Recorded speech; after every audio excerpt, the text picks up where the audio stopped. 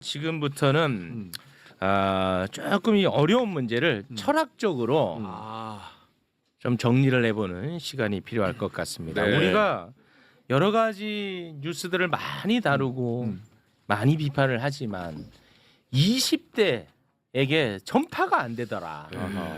이거 좀 심각하다. 예. 그래서 그런 맥락 속에서 오늘 이 시간을 좀 마련을 해봤는데요.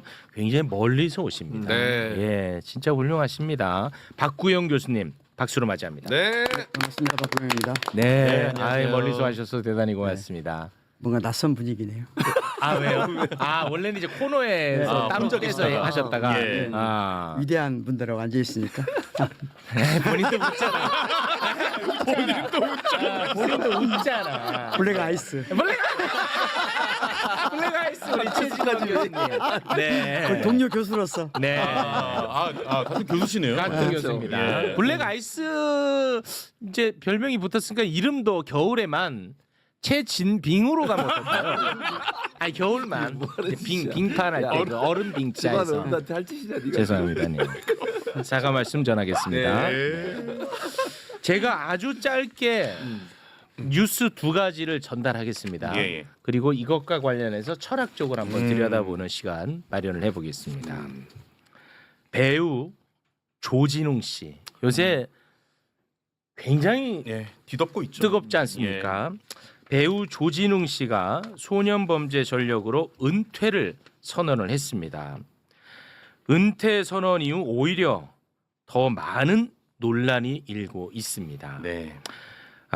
뭐 여기 계신 분들도 생각이 좀 다 다르겠습니다만 제 개인적인 생각을 좀 말씀드리자면 피해 당사자들도 존재하고 그리고 본인이 은퇴를 선언한 것이기 때문에 조진웅 씨의 거취 문제에 대해서 더 이상 우리가 이야기하는 것은 저는 개인적으로 적절하지 않다고 판단을 합니다. 네. 하지만 소년범죄 전력을 어떻게 디스패치가 입수할 수 있었나 이것을 알리면은 요거는 처벌 대상입니다. 요거는 이제 불법의 영역이거든요. 네. 그래서 이런 부분은 좀 짚을 필요가 있을 것 같은데요. 소년법 제32조 소개 부탁드립니다. 소년의 보호 처분은 그 소년의 장래 신상에 어떠한 영향도 미치지 아니한다. 네. 그리고 소년법 제70조. 소년 보호 사건과 관계 있는 기관은 그 사건 내용에 관하여 재판, 수사 또는 군사상 필요한 경우 외에 어떠한 조회에도 응하여서는 아니 된다. 제1항을 위반한 자는 1년 이하의 징역 또는 1천만 원 이하의 벌금에 처한다. 네. 이거는 뭐 의견의 영역이 아니고 이거는 법 위반의 문제입니다. 그래서 이 부분은 다룰 필요가 있을 것 같은데요.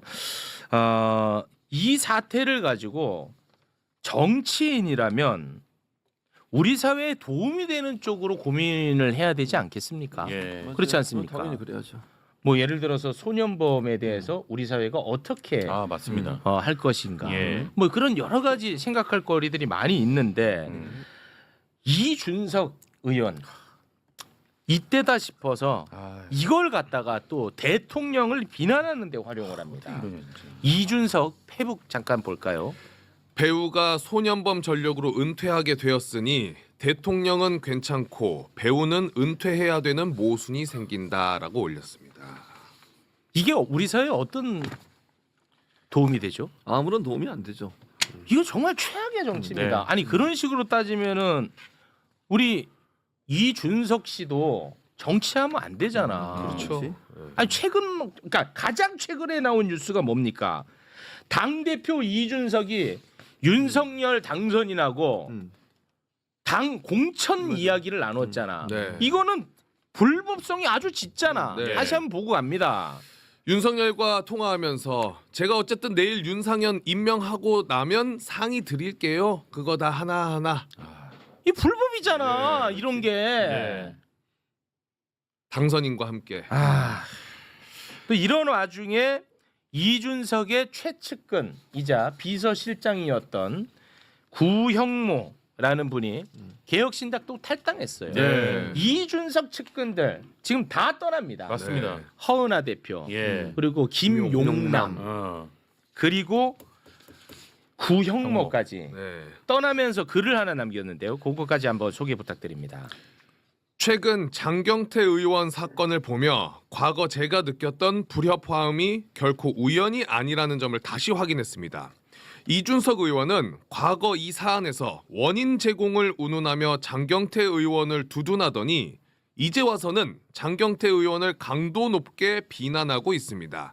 상황에 따라 기준을 바꾸는 선택적 비판과 일관성 없는 성인지 감수성, 책임을 회피하는 태도, 이 모든 것이 이 조직이 더 이상 건강한 정치 공간이 아니라는 사실을 분명히 보여주었습니다. 네. 라는 글을 올렸습니다. 근데 제가 최근에 제가 또 하는 유튜브 채널에서 네. 이대남들을 만났는데 맞아요. 이런 이준석을 좋아하더라 이거야. 예.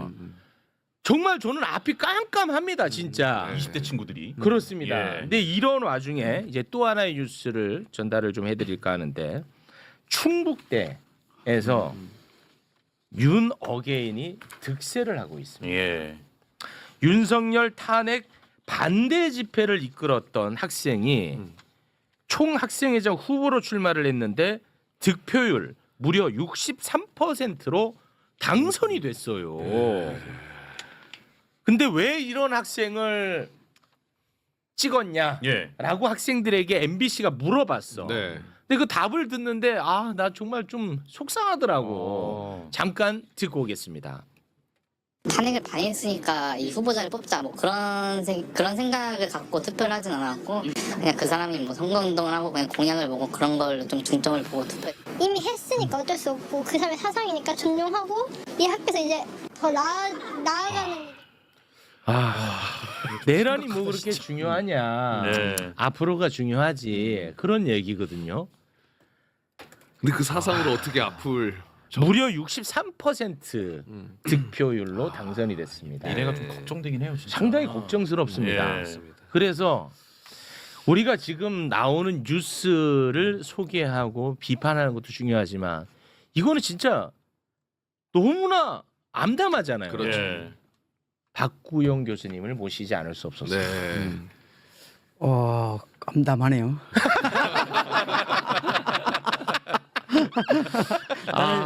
이렇게 복잡한 문제를 복잡한 가지고 문제야. 불렀는지는 몰랐고. 예. 근데 이거 저의 아주 단편적인 경험으로 일반화하기는 좀 그렇습니다만 제가 이제 최근에 이대남들을 좀 만나거든요. 네네네. 그러면서 이런저런 얘기를 들어보는데 이재명 대통령보다는 이준석을 훨씬 좋아합니다. 압도적으로 좋아해요. 그래서 왜 좋아하는지 한번 물어보면 잘 몰라요. 그래서 저는 우리 교수님 같은 지식인, 우리 교수님 같은 지식인 분들이 멋있으려고 이대남이 몰라서 그래라는 말을 못하게 하지 마라. 좀 그런 말 못하게 하시잖아요. 솔직히 맞죠?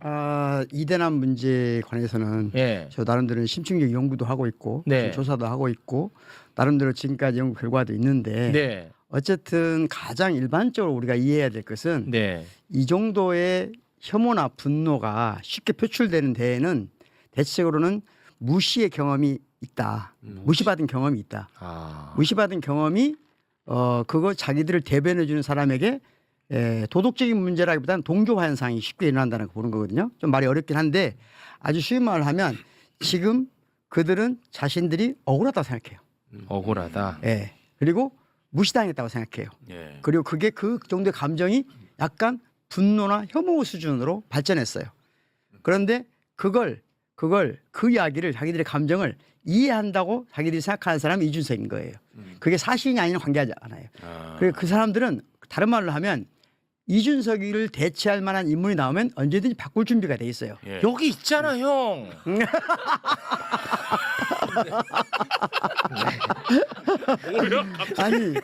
아니 그래서 갑자기. 저는 네. 그 부분은 여러 가지 논란이 있을 수 있지만 우선 제가 생각하는 것은 대한 세력을 형성하는 게 중요하다고 봐요. 대한세. 그러니까 그 사람들을 깨우쳐서 뭔가 하겠다라고 생각하는 데 에너지가 과도하게 많이 들기 때문에 네. 제 생각에는 이제 우리 체육 앵커님께서 그런 시도를 많이 하시는 것 같아요. 네, 많이 해요. 저는 동의하고 또 응원하지만 또 다른 측면에서 뭐가 필요하냐? 다시 말하면 진보 진영에 그야말로 그 친구들을 위로할 수 있는 좋은 정치인이 탄생해야 됩니다. 그 친구들이 자기를 동조할 수 있는 그래서 무시의 경험을 분노나 혐오가 아니라 네. 보다 적극적으로 인정 질서를 회복하는 방식으로 뭔가 할 수 있는 길이 있을까? 그런 좋은 정치인들을 진보 진영 내에 탄생해야 된다. 네. 그런 것이 또 하나의 방법이다 생각합니다. 교수님, 예. 이대남은 어떤 경험이 무시당했다는 기억으로 남아 있는 거예요? 아주 조금 법철학적으로 가볼까요? 약간 네. 어려운 문제인데 아, 어려운 문제예요. 일단 그 약간 대륙법에서는 이런 프레임이 없는데요. 우리나라가 영미법으로 전환되면서 약간 체계가 변화되는데 아주 쉬운 말로 하면 이렇습니다. 법의 기초를 대륙법은 기본적으로 마지막 최종 근거를 도덕적 양심에 찾습니다. 근데 영미법은 그게 아니에요. 그런 건 중요하게 생각하지 않습니다. 자, 나도 자유, 너도 자유. 서로가 자유라고 추구합니다. 서로가 다른 사람의 자유를 침해하지 않는 한 모두가 자신의 자유를 추구할 수 있는 자유로 같습니다. 이게 애덤 스미스를 비롯한 영국의 애덤 스미스 또는 존 스튜어트 밀과 같은 영국의 경제학, 도덕 철학을 근간을 세운 사람들의 이론이에요. 그러면 이 사람들한테 뭐냐? 나한테 자유야. 근데 너한테는 폭력이라고 네가 주장을 해. 그러면 누가 이거 결정해 주죠? 내가 이게 자유인지 폭력인지를 결정할 수 있는 건 유일하게 법밖에 없는 거예요. 네. 다시 말하면 공동체가 붕괴되고 모든 것이 나의 자유를 간섭받지 않을 실현하는 가운데 모든 문제가 뭐냐? 사고파될 수밖에 없는 거예요. 이제 모든 문제가 사고파됩니다. 아. 다시 말하면 학교에 들어가는 순간, 네. 유치원에 가는 순간 나의 작은 욕구, 나의 작은 감정을 표현하는 것이 상대에게 훼손당했다는 느낌을 받게 된 순간 어떤 순간이죠? 이게 사법적 처리의 대상이 됩니다. 아. 이걸 지금 대부분의 90년도 이후에 태어난 청년들은 학교 다닐 때 한두 번은 간접적으로 경험을 하게 돼요. 아. 간접적으로 경험을 하게 돼요. 예, 예. 다시 말하면 나의 호기심의 표현 또는 나의 감정의 표현, 나의 아직 정화되지 않은 욕구의 표현, 욕설이라든가 또는 아주 우리 어렸을 때 쉽게 할 수 있는 말 있잖아요. 쉽게 할 수 있는 욕설이라든가 네. 상대방을 뭔가 해야겠다는 것도 우리 쉽게 말하잖아요. 네네. 근데 그게 카톡으로 예를 들면 어떤 친구에게 너 죽여 이런 표현을 썼다고 쳐봐요. 네네네. 그러면 그 친구 그 톡을 받은 친구의 엄마가 그걸 신고하는 순간 이건 사법적인 문제가 됩니다. 그렇죠. 그리고 이런 일이 가장 많이 일어나는 현상이 예를 들면 초등학교 다닐 때 남녀가 사귄다는 말이 지금 어른들이 생각하면 안 되고 뭐 사귀다가 나 공부해야 돼 그만둘게. 그러면 남자애가 너 죽을래 이렇게 다 쳐봐요. 그런데 그걸 엄마가 보고 학교에 신고를 합니다. 그럼 어떻게 되죠? 선생님들은 처리할 수 있는 권한이 없습니다. 이제.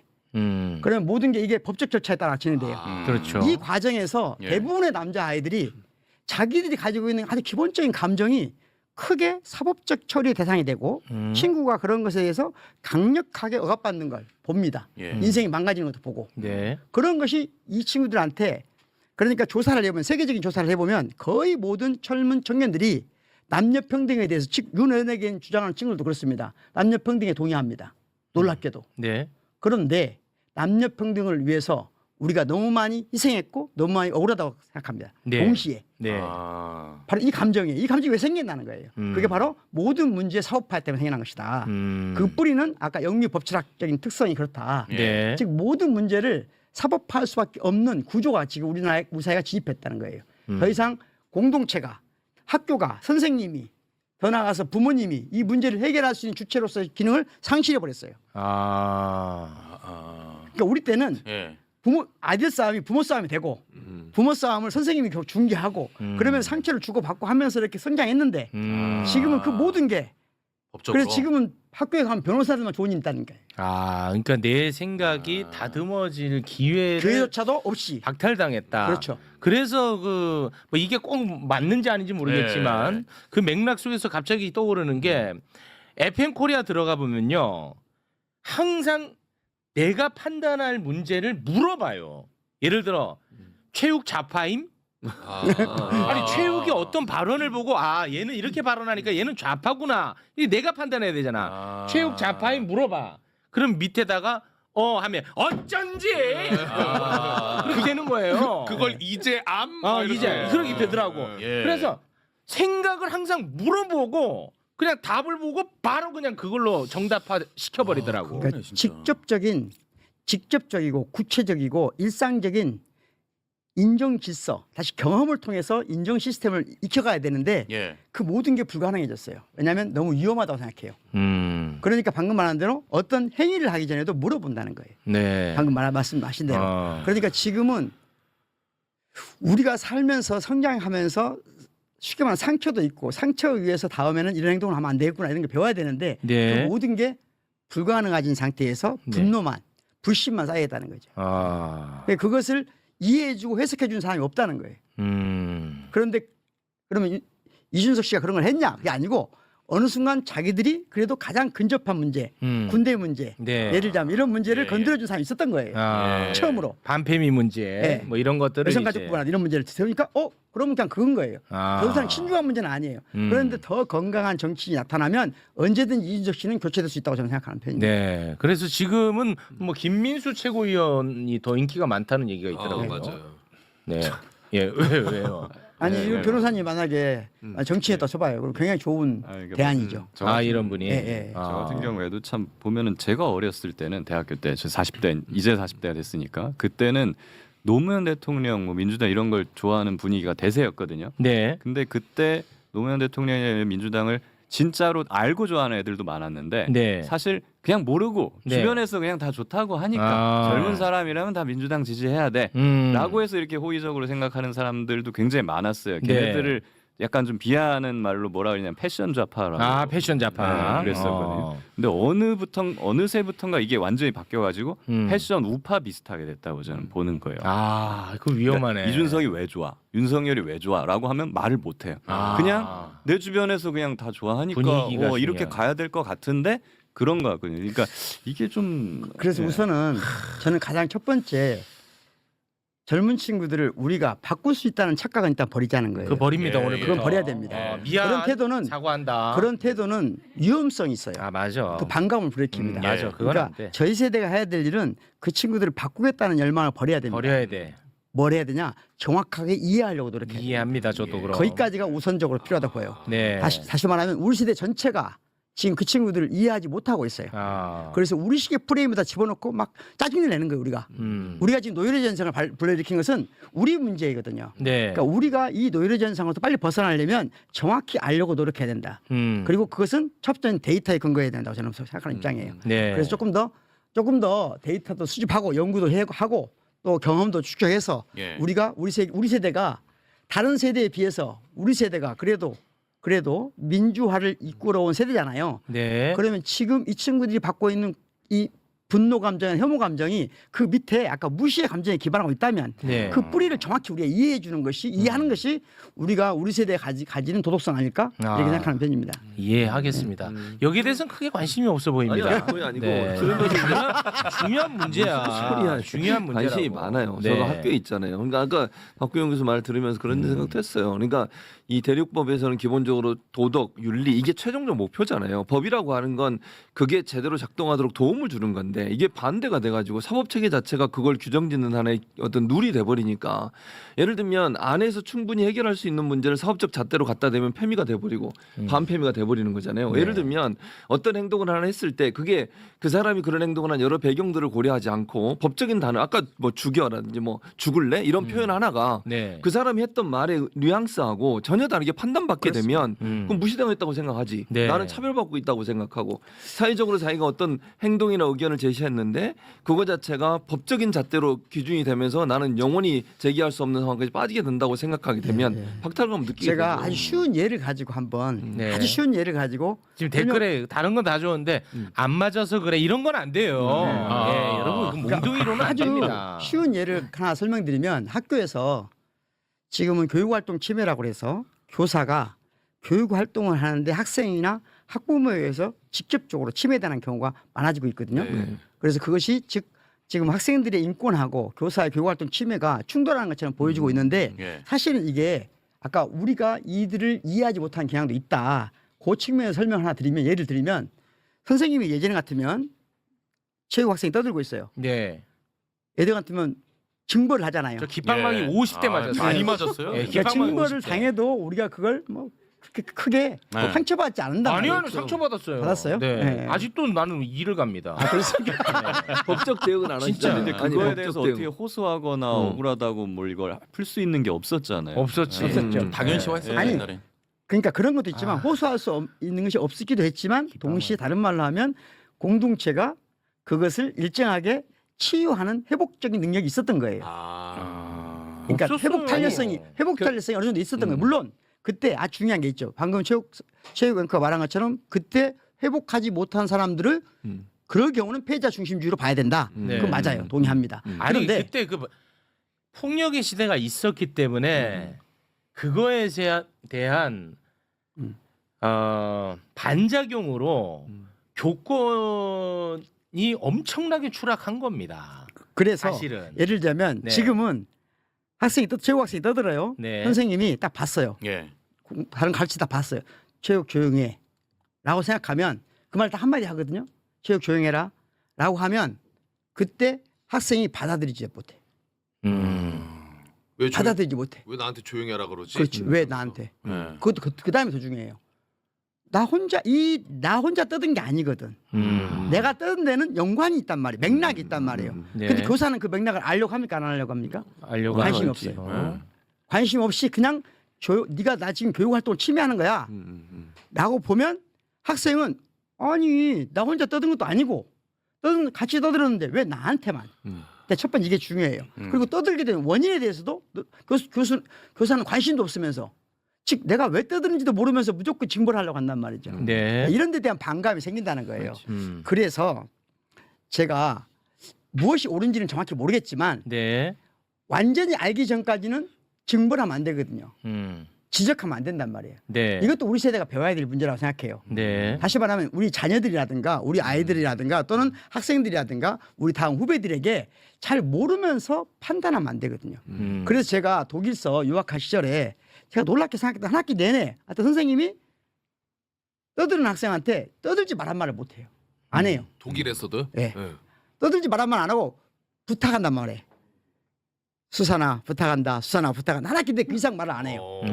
그러니까 만약에 그럴 경우에 교사가 나중에 불러서 사태를 정확히 알아야 되는 거예요. 예. 다시 말하면 우리가 지금 학교가 어떤 환경이냐면 가장 오랫동안 우리가 일수해지는 체제를 대변하는 교사와 가장 탈체제를 경험하고 있는 학생이 충돌하고 있어요. 그런데 그것을 해결할 수 있는 어떤 장치도 없어요. 네. 자, 이 환경에서 학생들이 성장하면서 기성세에 대한 반감이 아주 강해요. 그리고 그게 아까 말씀드린 대로 그게 특히 남학생들의 경우 강해요. 남학생들의 경우 강해. 예. 그게 아까 말한 대로 뭔가 무시당했다는 경험이 아주 공유가 쉽게 돼요. 우리는 당했다. 네. 그래서 이것이 지금 제가 보기에는 20대에 아주 강하고 네. 20대 강하고 10대는 더 강하다. 10대가 더 강하다. 훨씬 더 강하다. 그러니까 연대하려는 의지도 엄청 강하겠네요. 아주 강하죠. 본인들끼리. 쉽게 연대해요. 그러니까 이런 생각도 드는 거예요. 저희 때도 사실 선생님들이 막 때리고 하면 저희끼리도 막 이렇게 뭐 알지도 못하면서 막 때리고 하는 막 그 욕하고 그랬잖아요. 근데 우리 세대에서 보통 우리를 억압하던 선생님이나 위에 세대들은 주로 국민의힘 지지하는 사람들이 많았어요. 뭐 군사 정권 막 이런 거 좋아하시고.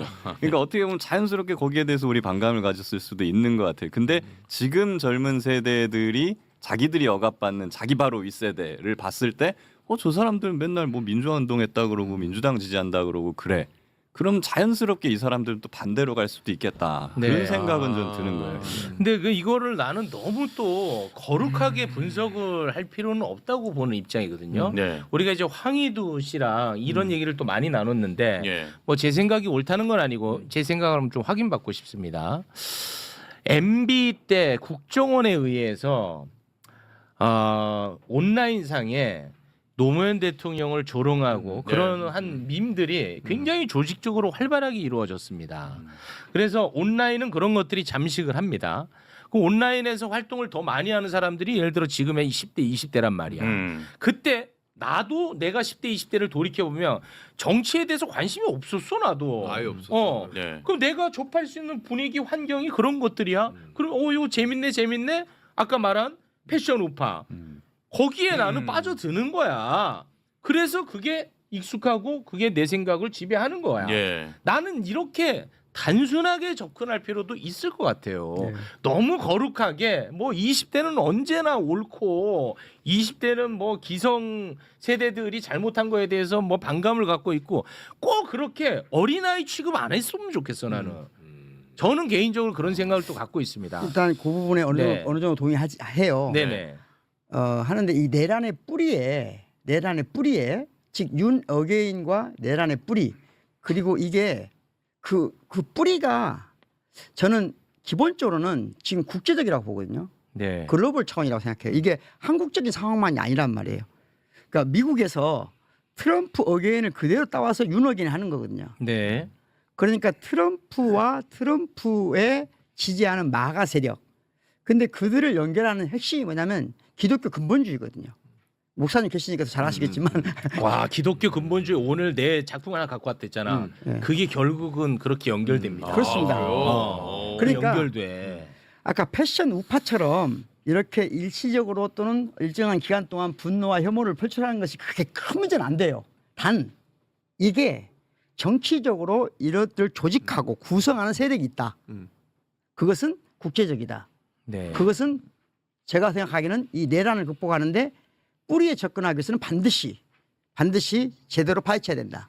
네. 그리고 지속적으로 그래서 종교가 정치에 개입하는 거 네. 이것을 차단하는 게 아주 중요하다는 거예요. 그렇습니다. 궁극적으로. 네. 그리고 예를 들면 충북대 사태의 경우는 사실이 뭐냐면 충북대 사태라는 표현이 적절하지 않은 것 같고 충북대의 경우는 중학생의 투표에 나온 친구가 사실을 어겼으면 그건 범죄거든요. 그냥 그게 무슨 말이죠? 사실을 어겼다. 자기가 윤 어게인 네. 집회에 가서 탄핵 반대하는 아. 집회에 가서 자기가 연설했다는 걸 안 했다는 식으로 거짓말을 거짓말했다면 거짓말. 그건 범죄에 해당된다는 거예요. 아, 네네. 그럼 범죄는 범죄도 취급하면 되는 겁니다. 네. 예를 들자면 비록 중앙선관위의 관리를 받지 않는 선거를 하더라도 공적인 제도권 내에서 이루어지는 선거는 자치적으로 관리하더라도 언제든지 고발을 하면 선거법에 영향을 받게 돼 있습니다. 네. 그렇기 때문에 선거에 나온 모든 대한민국 사람은 흔한 말대로 하면 우리 개인이 가지고 있는 법인에서도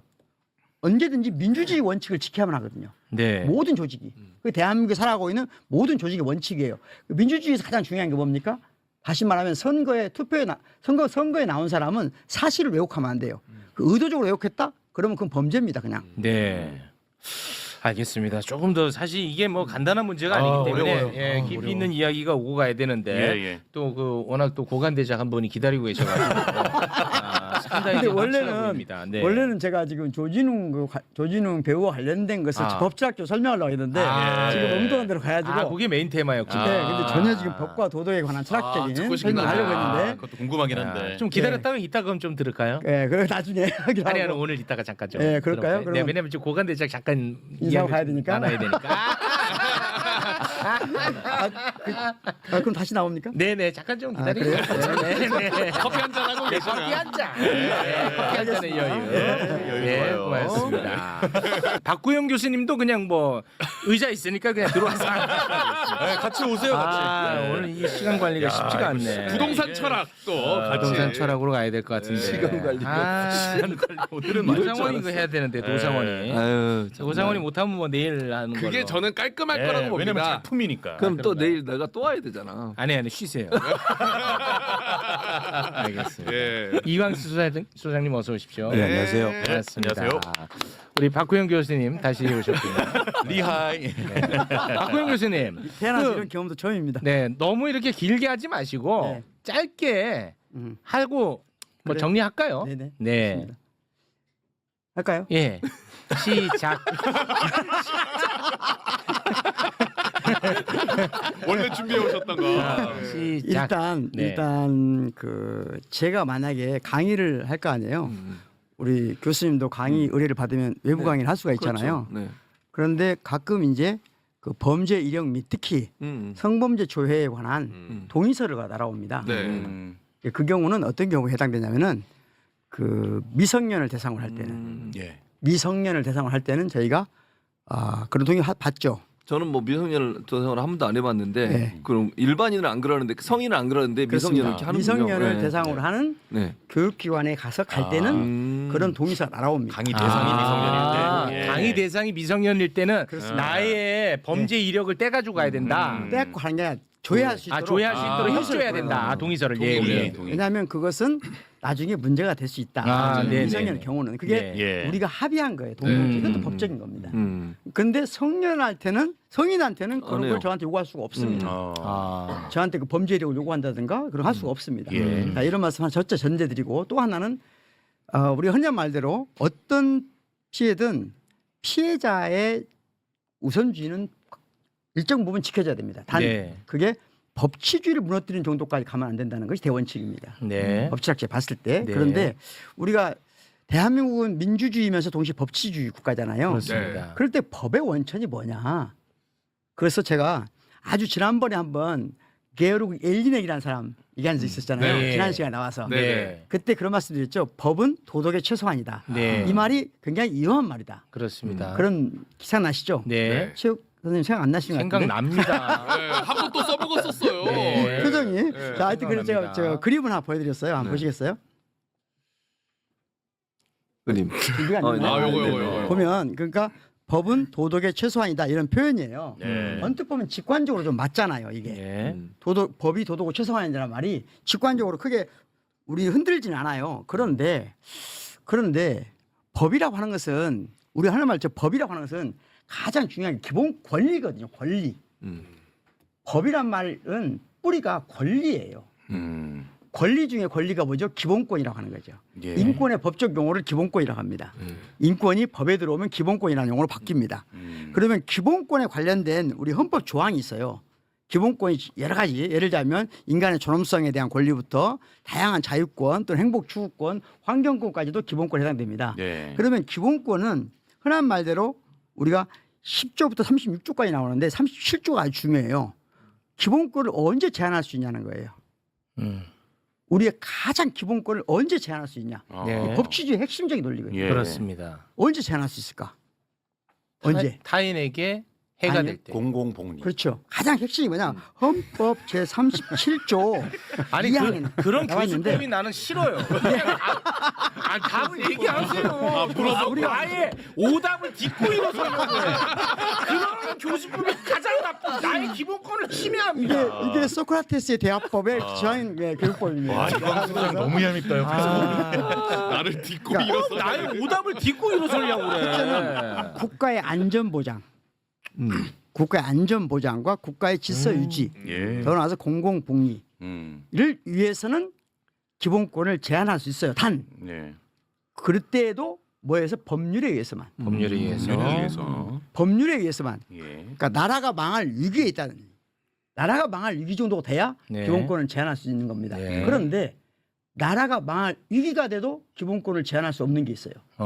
그게 뭐냐? 똑같은 나와 있어요. 어떤 말이냐면 법률을 제한하는데 어떠한 경우에도 자유와 권리의 본질적인 내용은 침해할 수 없다.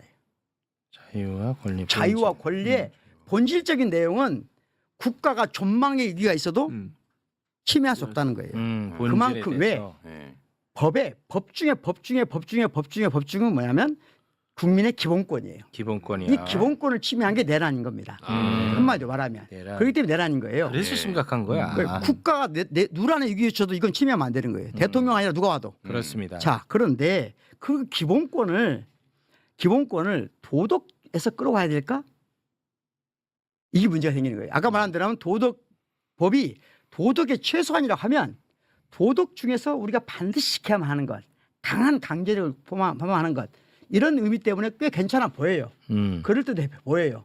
그리고 직관에도 맞는 것처럼 보여요. 하지만 도덕과 법은 근본적으로 다른 이념체계입니다. 네. 그게 무슨 말이냐? 도덕은 가장 쉬운 얘기만 제가 하겠습니다. 또 하나 이미지가 있거든요. 이미지 네. 보면 설명드리면 좀 쉬울 것 같은데요. 조금 짧게 가야 됩니다. 짧게 가겠습니다. 네. 아니 그 다음 이미지요. 보시는 것처럼 기본 성격이 뭐냐? 법은 권리 중심 이념체계입니다. 도덕은 의무 중심이에요. 도덕은 의무. 예. 그리고 가장 중요한 게 뭐냐? 도덕은 4명까지 심판합니다. 도덕은 4명까지 심판해요. 아. 하고. 법은 4명을 심판하지 않습니다. 법은- 외적으로 드러난 행위만 심판합니다. 그렇지. 그리고 도덕은 공소시효가 없습니다. 그렇지. 예. 법은 공소시효가 있습니다. 법은 공소시. 더 나아가서 가장 결정적인 게 뭐냐? 법은 그 사람의 인격은 심판의 대상 보지 않습니다. 어떤 경우에도. 아, 인격은 심판하지 않아. 법은 어떤 경우에도 인격까지 심판하지 않습니다. 음. 인격을 인정하기 때문에 심판하는 겁니다. 그러니까 인격은 심지어 가장 극악무도한 범죄자 윤석열조차도 법정에서 인격을 심판하지는 않습니다. 아, 인격에 대해서는 얘기하지 않아. 예, 아. 행위를 심판하는 거예요. 행위만. 당신은 참 인간 쓰레기입니다. 요런 이제 예, 법 판단은 없죠. 없어요. 예. 그런 걸 하지 않습니다. 예. 그런 말은 도시말은 뭐냐면 모든 처벌은 반드시 공동체의 구성원으로 인준한다는. 그래서 언제든지 처벌은 돌아올 수 있다는 걸 전제로 처벌이 이루어지는 겁니다. 네. 그러니까 법 공동체는 반드시 법적 처벌이 이루어지면 온전하게 처벌이 끝난 뒤에는 이 법 공동체의 구성원으로 동등하게 인정한다는 전제에 의해서 이루어지는 거예요. 아. 도덕은 그게 문제. 도덕은 뭐냐?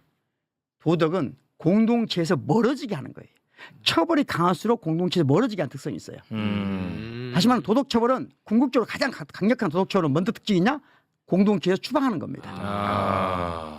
예전에 같으면 가정에서는 호적을 판다든가 예전에 같은 덕성마을을 통해서 마을에서 쫓아낸다든가 네. 이 사형이 가까운 거거든요. 그러니까 도덕적 처벌은 기본적으로 그러니까 판단자가 객관적 증거보다는 내면을 판단하기 때문에 내면을 가지고 내면을 판단해요. 자, 이 경우 도덕 재판은 언제든지 마녀 재판이 될 수 있다는 거예요. 네.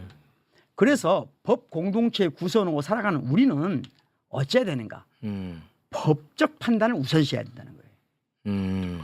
법을 지키고 법에 의해서 판단하고 법이 판결을 받았으면 법적 처벌을 받았으면 공동체의 구성원으로 온전하게 인정하려고 노력하는 것이 네. 그러면 그럴수록 법 취지가 잘 지켜진다는 거예요. 네. 자, 물론 이럴 수 있죠. 아무리 법적 처벌을 받았어도 네. 피해자의 고통이 훼손되는 건 아니죠. 회복되는 건 아니죠. 회복이 안 되죠. 자, 그건 공동체가 회복적 정의는 따로 구현해야 되는 문제예요. 이것을 도덕적 징벌을 통해서 회복될 수 있다? 그런 어떤 연구도 없어요. 다시 말하면 가해자를 도덕적으로 공동체에서 계속 유폐시키거나 처벌해서 바깥으로 내보낸다고 해서 피해자의 이 상처받은 게 회복된다는 어떤 연구도 없어요. 예. 오히려 피해자의 회복을 위해서는 공동체가 국가가 사회가 노력해야 될 부분이지 그 가해자를 징벌적으로 사회적으로 형벌을 가혹하게 한다?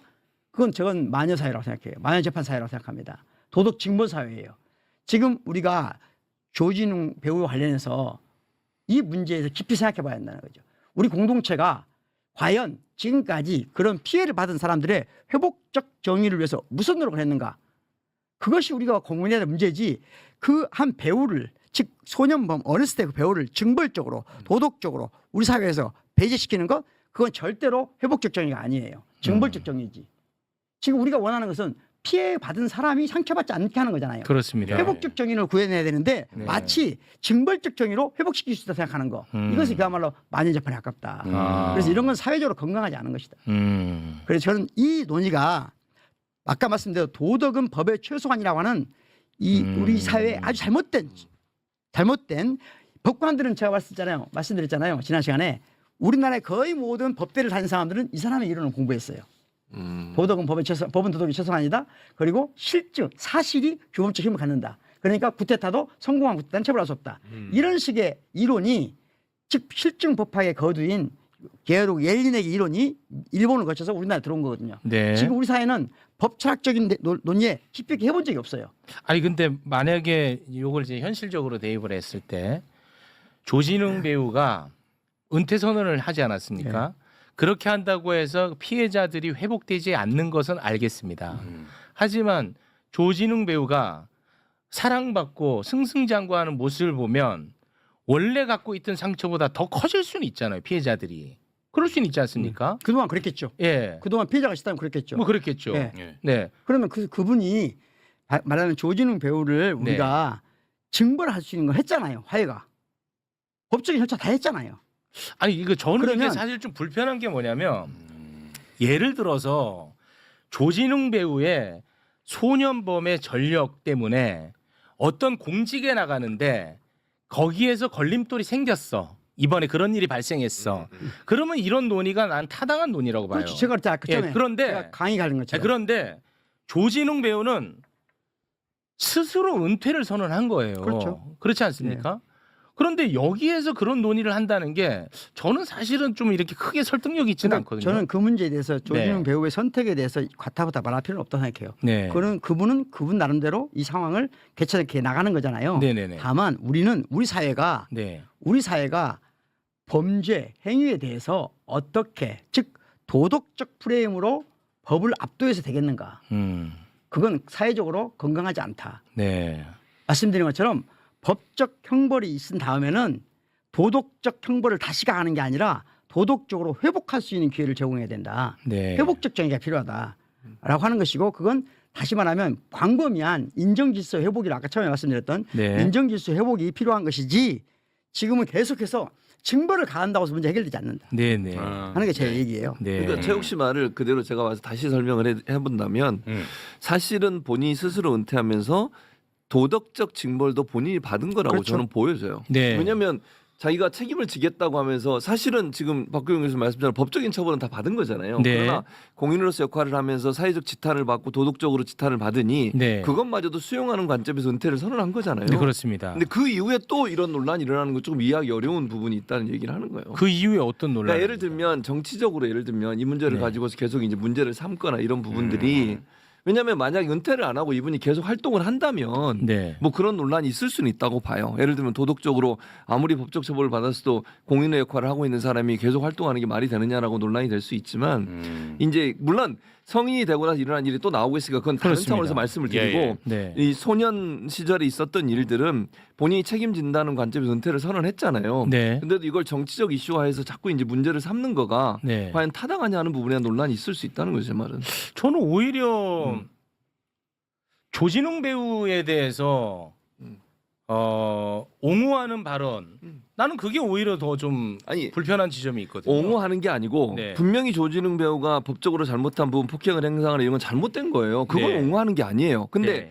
예를 들면 지금 박구영 교수 말과 연관돼서 얘기를 해보면 법적인 처벌을 하는 소년 교화 과정에서 하는 이유는 이 사람이 그런 처벌이 일어난 이후에 교화돼서 사회 구성원으로 잘 정착하게 하는 목적이잖아요. 네. 그러니까 성인 이후에 일은 제가 지금 제외하고 말씀을 드리는 거예요. 그렇게 해서 그 사람이 활동을 했어요. 그러니까 그거 자체는 사실은 크게 문제가 되는 문제는 아니지만 그러나 이제 아까 말씀한 피해자가 있는 상태이기 때문에 피해자가 그걸 보고 충격을 받고 아픔을 느낄 수 있죠, 충분히. 네. 그게 발견되지 않아 지금까지 가만히 있었지만 누군가가 얘기를 했고 그래서 본인이 책임지고 은퇴를 한 거잖아요. 네. 그러니까 그런 논란에서 중요한 관점은 뭐냐면 본인이 그런 행동을 한 걸 옹호하는 게 아니고 그건 네. 분명히 잘못된 행동이지만 네. 그 행동이 주원글 씨가 돼서 이 사람이 생활하는데 계속 문제를 삼는다면 네.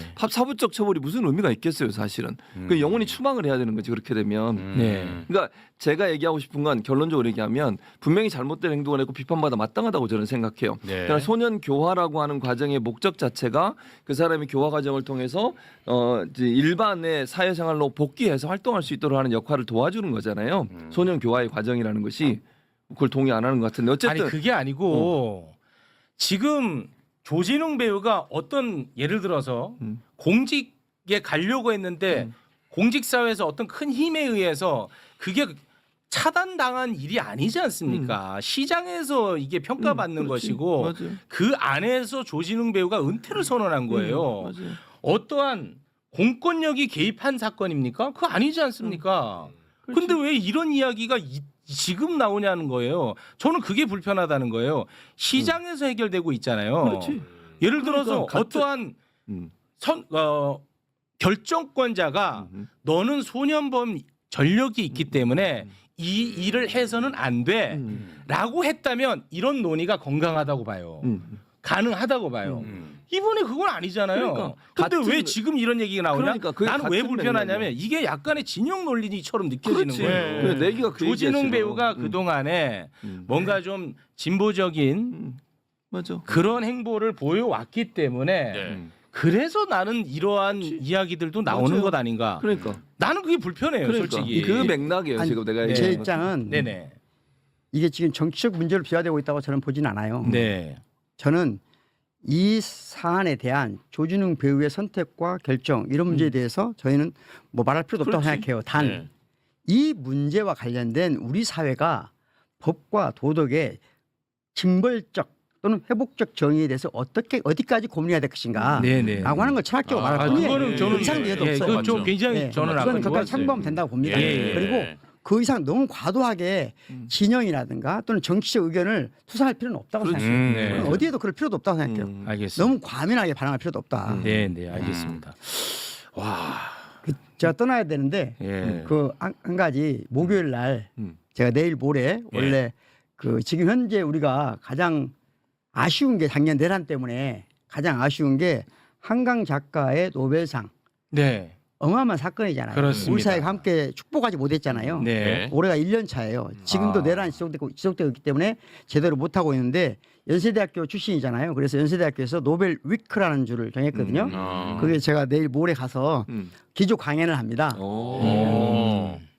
보시면 기조 강연을 하는데 시민들도 매부쇼 보시는 분도 많이 오셔도 됩니다. 예. 누구나 오셔서 들을 수 있고 그런데 여기 핵심이 뭐냐면 지난번에 엊그제 황석영 선생님 나오셨잖아요. 네. 네. 황석영 선생님 나오실 때 저를 또 굉장히 좋아하시더라고요. 아니